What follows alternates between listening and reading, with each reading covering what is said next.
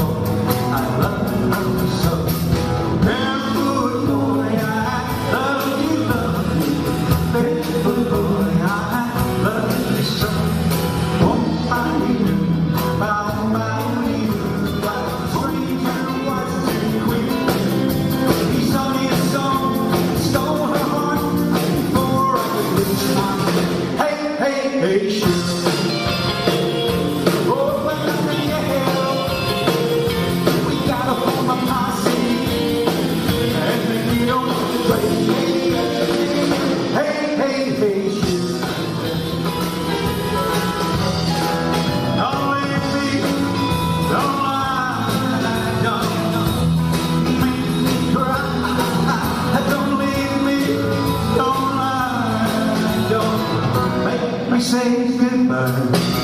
I want to love you each time.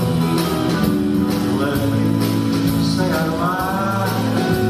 love you each time. And then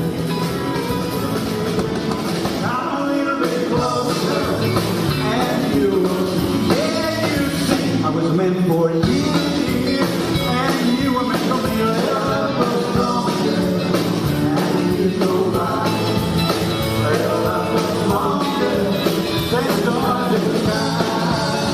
So be my love, and I'll be true, darling. So I slave all day without much pain, 'cause I need to bite my time of the company and the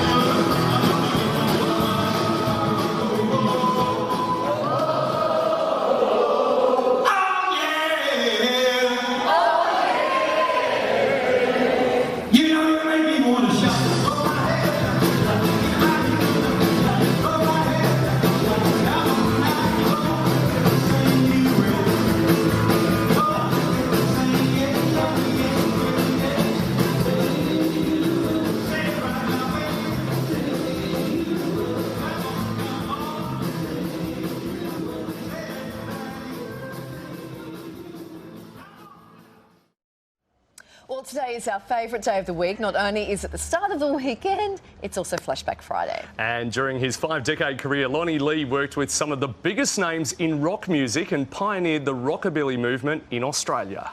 Well, it's the one for the money, two for the show, three to get ready. Now go, go, go. In the 1950s, rock and roll was born. Well, you can do anything but take the help of my blue suede shoes. And what followed was a golden period in music. The rockabilly era was brought to life by the smooth vocals of Elvis Presley. You still can find for broken-hearted lovers. And Johnny Cash's deep, emotional ballads. Because you're mine, I walk the line. Australia's answer to the rockabilly movement came in the form of Lonnie Lee. Ain't it so, ain't it so? Well, I'm in love with you. The performer shot to fame in the 60s after singing Elvis's Heartbreak Hotel on radio. Lonnie went on to produce 8 hit singles, including Ain't It So and I Found a New Love. He's also collaborated with Roy Orbison and penned songs for Cher. I found a new love. With an impressive career spanning more than 5 decades, Lonnie is still rocking his way around Australia. And Lonnie Lee joins us now. Welcome to the show, Lonnie. Thank you, Matt. How was it for you seeing that old vision? Oh, it's so funny. It really is, you know. And yet, strangely enough, I remember the times. You know, I can actually remember being there doing all that stuff. What was it like during that era? Oh, it was exciting. The main thing was it was exciting because it was all new, and it wasn't just new for us. It was new for the audiences. You know, we'd go out, and if we were on tour, and we'd go into the town, the girls and that would run out of the shops, leave their offices, and chase us down the street and write their names all over our cars with lipstick. The whole thing was just so exciting. Oh, wow. That happens to me some days. Oh, does it, Matt? I'm not going to tell you where my car is. You talk about touring, and you did so with stars like Jerry Lee Lewis. But there was a story with the Jerry Lee Lewis about a bit of a falling out. What happened? Well, actually, in those days, the big stars didn't have suites and all that like they have now. Everything was all together. So on this particular tour, I and Jerry Lee Lewis shared a room on the different places. And we shared the same seat when we were travelling in the bus or whatever. So in this particular time, we were in a bus, and he was next to me here, and he said, we're going through the country. And he said, Lonnie, he said, what do you think of the country? I said, oh, I just absolutely love it. I'm from the country. He said, yeah. He said, I'm from Memphis as well. He said, I just bought 13 acres. I said, oh, that's really wonderful. And he said, a couple of Cadillacs I just got as well. And I thought, oh, that's really tremendous. And he said, what about you? Have you been out to the country? I said, yeah, I'm from the country also. My parents have a sheep station. And he said, oh, really? How big is it? And I said, 7,000 acres. And he died. He got up out of the chair, nearly knocked his head off on the thing there and said, you F, and I mean, really went off his face. Because 13 acres to him, I guess it was as if I was putting him down, saying 7,000 acres. Anyway, we made up later on, and he paid me back because the deal was that we shared a room, and whoever woke up first would wake the other one up so we could catch the plane. I didn't wake up. He woke up, left me there. He caught the plane. I missed the plane, and so I didn't miss the next show, but I got there. But when I got in, he said, I got you. He did get you. And he did get me, yeah. You've written some songs with some big stars, including Roy Orbison. How did that come about? Well, I went to Nashville to try and see if my songs were going to be successful, because it's, you know, very, very difficult business, especially then. And this guy heard my songs, and he said, look, I think I'll send you to a guy who we feel is going to take Nashville from country, traditional country, into pop music, and because the sales of traditional country are going down. So his name was Don Gant. So he said he's the general manager of Acuff Music. So anyway, he sent me to Don. Don listened to a few of my songs, about 5 or 6, and he said, wow, he said, I can hear gold in your songs. And of course, to a songwriter, you think, what, are you kidding? This is my first meeting, you know. And he said, have you ever written with anybody? And I said, no, I haven't. He said, would you like to? I said, I guess so. It depends if the chemistry and whatever. He said, okay, I've got something in mind, because your songs are really international, and I know an international writer as well.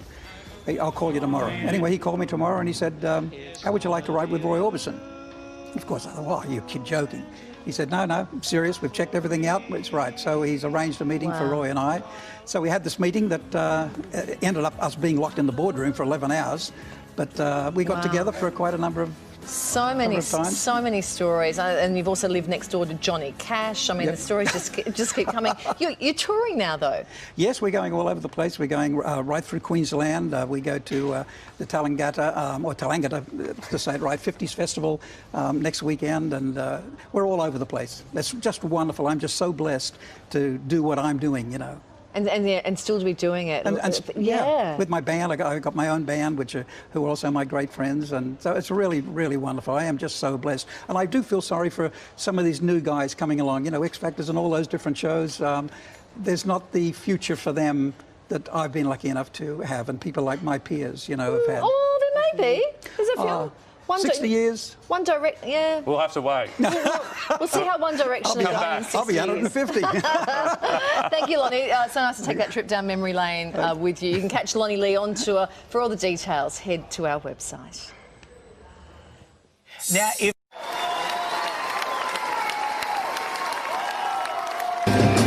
everybody keeps on saying, what's the matter with me? What's the matter with me? Everybody keeps on saying, what's the matter with me? What's the matter with me? Ain't it so? Ain't it so? I mean to worry so. All you gotta do is turn down the lights, sit around and talk to me. And I throw the rocks in the water. And I'm wondering, why can't you understand? Won't you hear my plea? Bring back my baby. Back home to new love. She is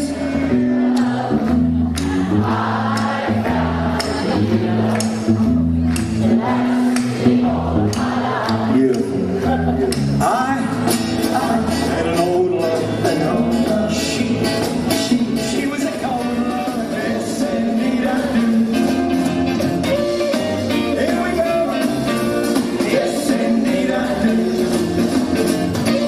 One more time. Yes, indeed I do. Well, it takes me back, way back to a time when I was young, living on the plains of the great Northwest where blue skies touch the ground. My horse and me, we'd ride away just as dawn was about to break. Work hard all day, then at night I'd play my guitar till I fell asleep. That's what they sang. Was a tea-chest room with string around. The guitar that Billy M would play, that was my rockabilly man. Play the song.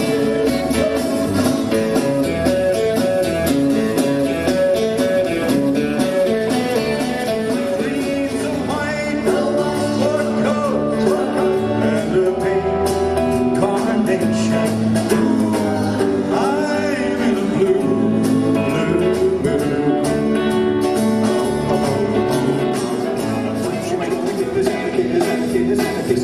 We're gonna kiss some more. Who cares how many times we kiss at a time like this? Who keeps score? I don't care if the sun shines too bad. I'll keep on dreaming.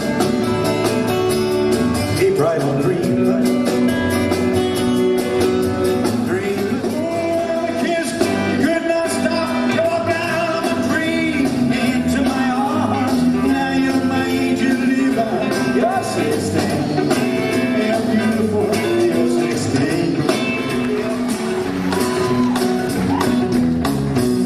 I keep a close watch on this heart of mine. I keep my eyes wide open so the story of my life can start and end, can start and end, can start and end. You know.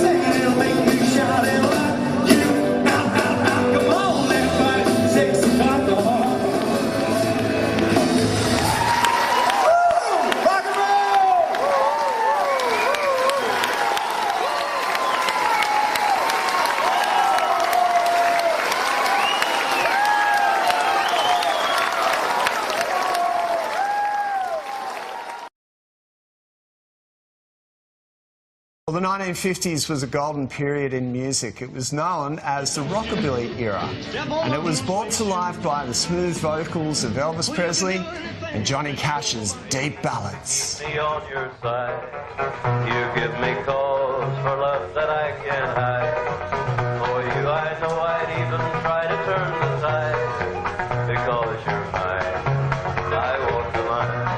And Australia's answer to the rockabilly movement came in the form of Lonnie Lee. The smooth-sounding artist produced a string of hits, including Ain't It So and I Found a New Love.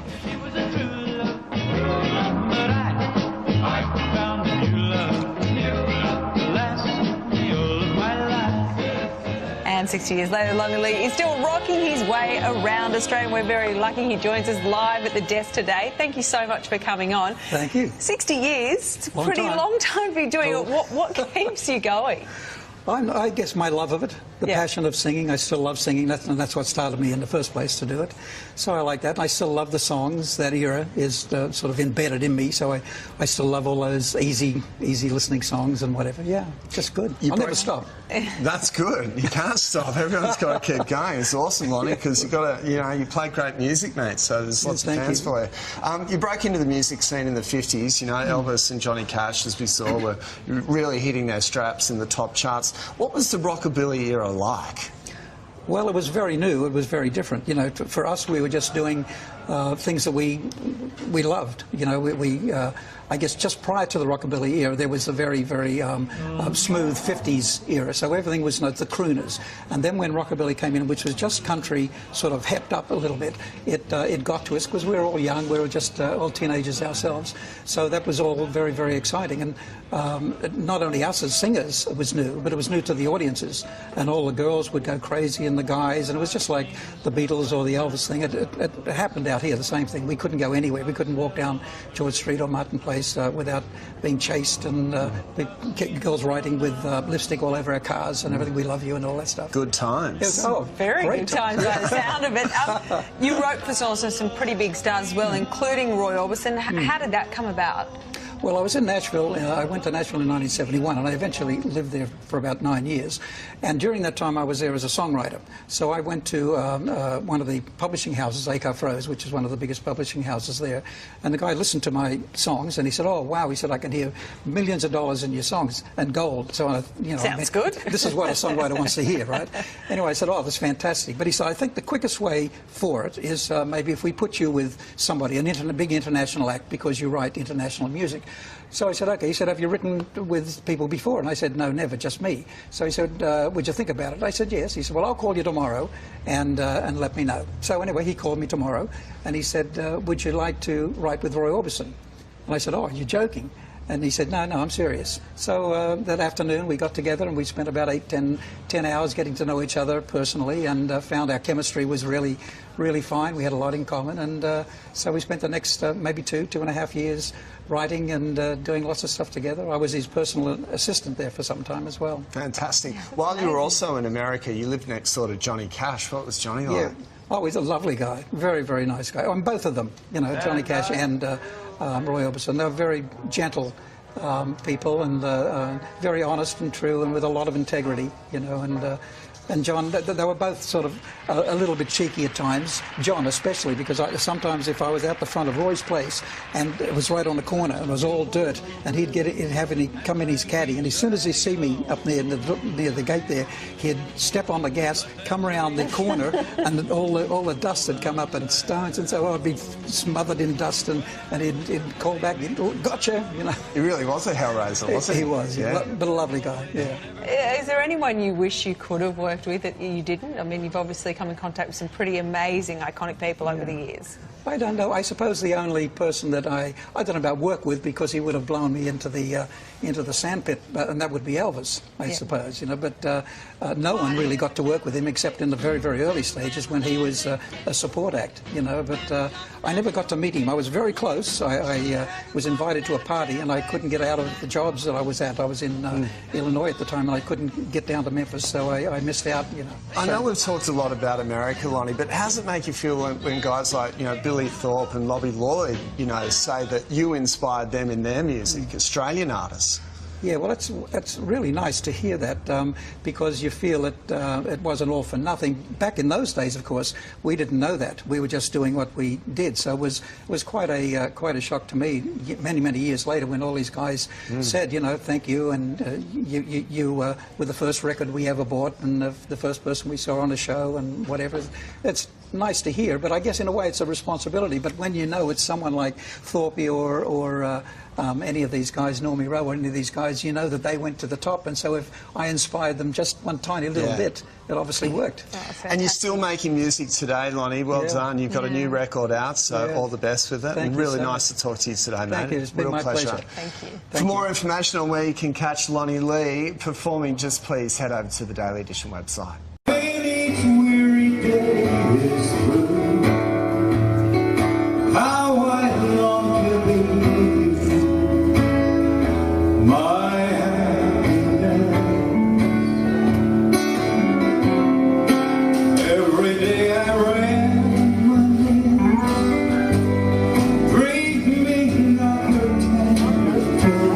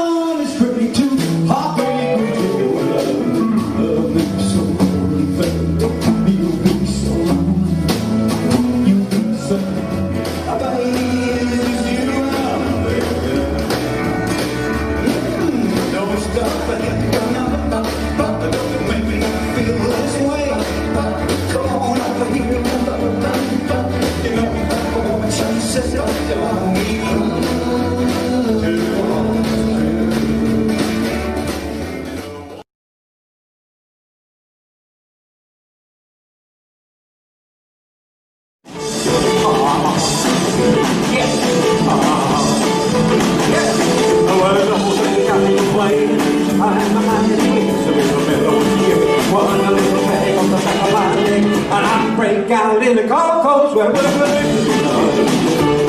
will know what's in you.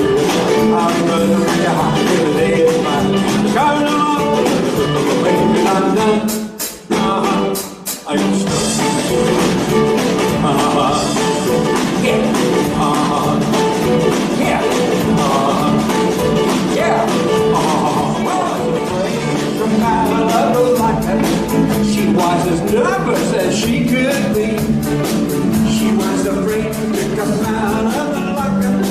She was afraid that somebody might see 2, 3, 4, tell her people what she was. It was an yellow polka dot that she was the world's strangest guy I ever had. I never happy unless she's mad. I got a woman really as she could be. Sometimes I think she's almost making me. Well, she makes love without a smile. Ooh, well, dog, that drives me wild. I got a woman really as she could be. Sometimes I think she's almost making me.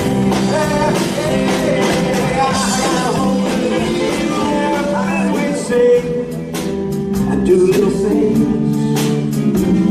that made my heart glow. But she was too young to fall in love, and I was too young to know. Why did I give my heart so fast? It will never happen again. But I was a mere lad of 16, and I've aged a year since then. She was only 16 all along. Too real, it's real, and I think really too real when I think of my heart. I can sing. Whoa, yes, I'm a great pretender. Just laughing again like a clown. I seem to be I'm not used.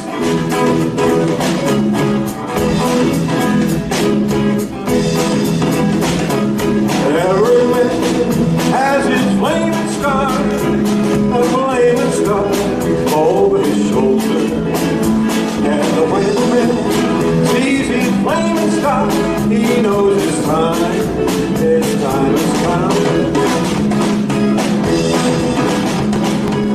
I will spend my whole life through